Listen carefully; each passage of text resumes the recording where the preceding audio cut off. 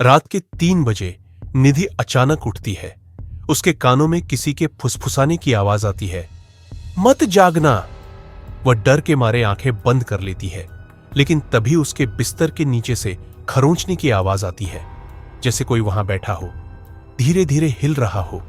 वह धीरे से करवट बदलती है और देखती है, कमरे के कोने में कोई खड़ा है, लंबा दुबला, बिना चेहरा, बस अंधेरे में 2 चमकती आंखें।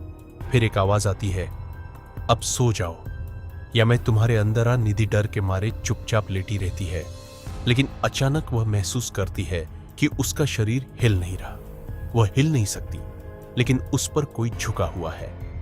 अचानक उसका बिस्तर हिलने लगता है, जैसे कोई उसके नीचे से निकलने की कोशिश कर रहा हो।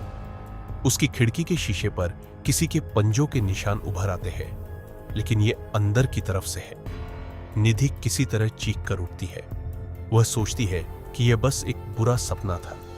वह उठकर बाथरूम जाती है, हाथ मुंह धोती है। जैसे ही वह आईने में देखती है, पीछे बिस्तर पर कोई लेटा होता है, बिल्कुल उसी के जैसा। अगर तुम जाग गई तो अब मुझे सोना होगा। आईने में निधि की परछाई डरावनी हंसी हंसती है, और अगले ही पल असली निधि बिस्तर पर गिर जाती है, मरी हुई। सुबह उसकी मां कमरे में आती है। निधि बिस्तर पर शांत पड़ी होती है। वह उसे जगाने की कोशिश करती है, लेकिन निधि की आंखें काली हो चुकी है। फिर धीरे से निधि मुस्कुराती है और कहती है, अब कोई और जागेगा।